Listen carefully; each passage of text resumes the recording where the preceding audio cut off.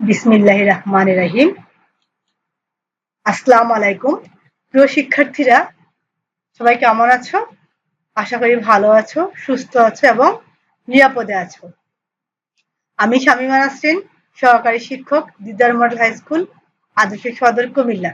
আজকে আমি নবম দশম শ্রেণীর বাংলা প্রথম পত্র থেকে উপেক্ষিত শক্তির উদ্বোধন প্রবন্ধটি নিয়ে আলোচনা করব। উপেক্ষিত শক্তির উদ্বোধন প্রবন্ধটি লিখেছেন কাজী নজরুল ইসলাম। তো শিক্ষার্থীরা, শুরুতে আমরা কাজী নজরুল ইসলাম সম্পর্কে কিছু তথ্য জেনে নিই।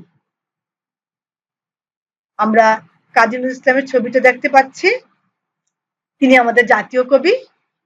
তাহলে প্রথমেই ওনার সম্পর্কে কিছু তথ্য জেনে নিই, ঠিক আছে? জন্ম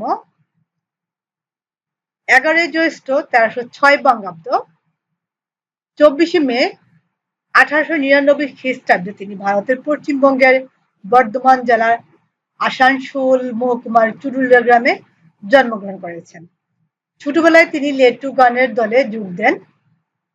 1917 সালে তিনি সেনাবাহিনীর বাঙালি পল্টনে যোগ দিয়ে করাচি যান। তার লেখায় তিনি সামাজিক অবিচার ও পরাধীনতার বিরুদ্ধে সোচ্চার হয়েছেন, তাই তাকে বিদ্রোহী কবি বলা হয়। মাত্র 40 বছর বয়সে কবি দুরারোগ্য রোগে আক্রান্ত হয়ে বাকশক্তি হারিয়ে ফেলেন।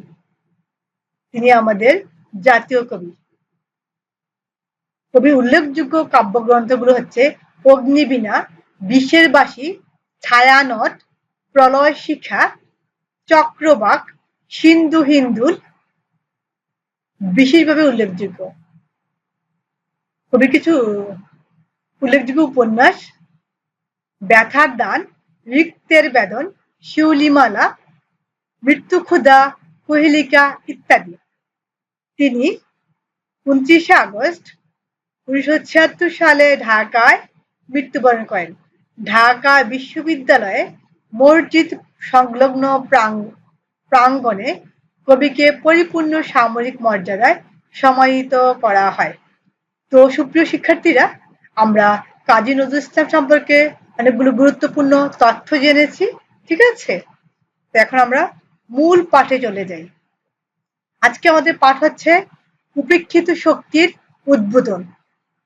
আমাদের সমাজে অনেক মানুষ আছে যারা শ্রেণী, পেশা বা গুচ্ছের নিম্ন পর্যায়ের। তাদেরকেই আলোচ্য প্রবন্ধে ছোট লোক সম্প্রদায় বলা হয়েছে। এ কথার মধ্য দিয়ে লেখক মূলত সমাজে শ্রেণী শোষণের শিকার হওয়া অবহেলিত সম্প্রদায়কে বুঝিয়েছেন। তো শিক্ষার্থীরা, আমরা কিছু ছবি দেখব এবং কিছু ব্যাখ্যা শুনবো এই প্রবন্ধ সম্পর্কে। আমরা ছবি দেখতে পাচ্ছি যারা সমাজে শ্রম দিচ্ছে, যাদের শ্রমে আমাদের এই সমাজ উন্নয়নের দিকে এগিয়ে যাচ্ছে।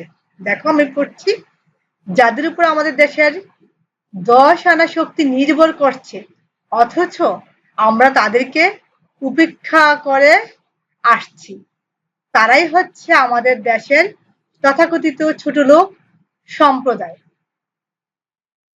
লেখক এখানে বোঝাতে চেয়েছেন, যাদেরকে আমরা ছোট লোক বলছি তারা কিন্তু 10 আনা শক্তি। আমরা যদি আমাদের সমাজটাকে 16 আনা শক্তি মনে করি, তাহলে শ্রমজীবীরাই হচ্ছে 10 আনা শক্তি। আর একটা দেশের 10 আনা শক্তিকে বাদ দিয়ে দেশের উন্নয়ন কখনো সম্ভব নয়। আমাদের অভিজাত শ্রেণীর কিছু লোক আছে যারা নিজেদের আভিজাত্য গৌরবের কারণে, বংশমর্যাদার কারণে নিম্ন পর্যায়ের লোকদেরকে, শ্রমজীবী লোকদেরকে ছোট লোক বলে দূরে ঠেলে দেয়। সমাজের কল্যাণে বা সমাজের উন্নয়নে তাদের কোনো অবদান রাখতে দেয় না। শিক্ষার্থীরা, আমরা আরেকটা ছবি দেখতে পাচ্ছি। দেখো, যে ছোট লোক সম্প্রদায়কে আমরা উপেক্ষা করছি, তারাও আমাদের মতো মানুষ। সেও যে একই আল্লাহর সৃষ্টি। তাদের অন্তর কাচের মতো স্বচ্ছ। এমন স্বচ্ছ অন্তর, এমন সরল উদার প্রাণ নিয়েও যে কোনো কাজ করতে পারছে না। তার কারণ ভদ্র সম্প্রদায়ের অত্যাচার। তারা শ্রম দিচ্ছে সমাজের কল্যাণে, সমাজের উন্নয়নে, কিন্তু তাদের সেই সমাজের কল্যাণের স্বীকৃতি নেই। শ্রমের স্বীকৃতি নেই, তাদেরকে ছোট লোক সম্প্রদায় বলে দূরে ঠেলে দেওয়া হচ্ছে। আর যার কারণে আমাদের আজ সমাজ পিছিয়ে আছে। আমরা আরেকটা ছবি দেখছি যে যারা তাদের শ্রম দিয়ে আমাদের দেশকে উন্নয়নের পথে এগিয়ে নিয়ে যাচ্ছে, সেই শ্রমজীবীদেরকে আমরা অবহেলা করছি।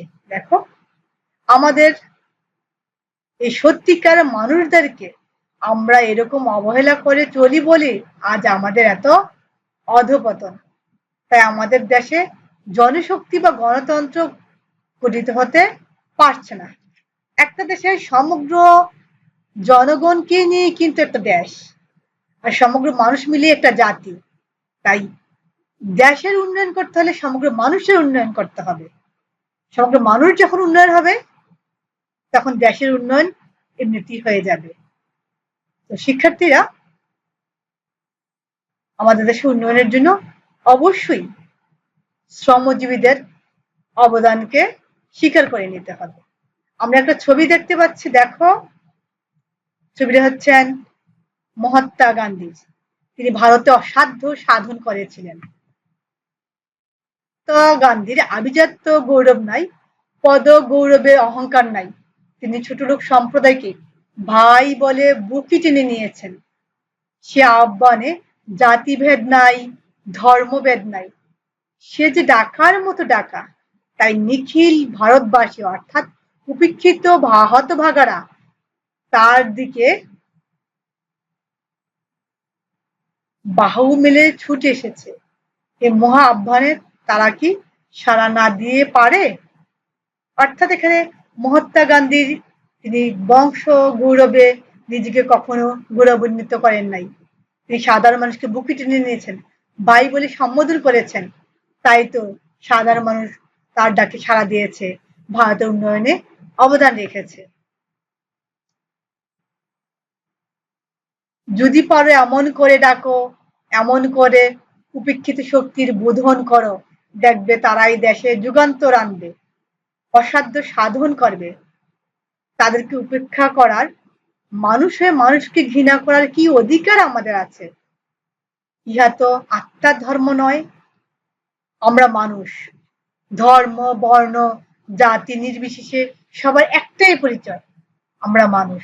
মানুষে মানুষে ভেদাভেদ থাকবে না, মানুষে মানুষে কোনো দূরত্ব থাকবে না, মানুষকে ছোট লোক বলে দূরে ঠেলে দেওয়া যাবে না, সবার মধ্যে সমতা বজায় থাকবে। এটাই হচ্ছে আমাদের আলোচ্য বিষয়। তো শিক্ষার্থীরা, দেখো, আমাদের এই পতিত চণ্ডাল ছোট লোক ভাইদের বুকে করে তাদেরকে আপন করে নিতে, তাদের মতো দিন বসন করে তাদের প্রাণে তোমার প্রাণ সংযোগ করে উচ্চ শিরে তার সামনে এসে দাঁড়াও, দেখবে বিশ্ব তোমাকে সালাম জানাবে।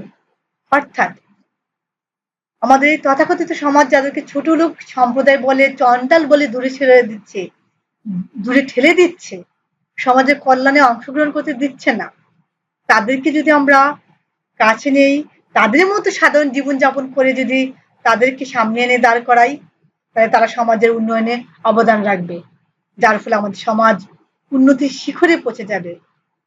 আর তখনই বিশ্ব তোমাকে সালাম জানাবে। তো শিক্ষার্থীরা, আমাদের আজকে পাঠ্য বিষয়ের মূল বিষয় হচ্ছে মানুষে মানুষের সমতা থাকবে, সাম্য বজায় থাকবে, ভেদাভেদ থাকবে না, সমাজের উন্নয়নে সবাই অবদান রাখবে, সবার মধ্যে মনুষ্যত্ব বজায় থাকবে।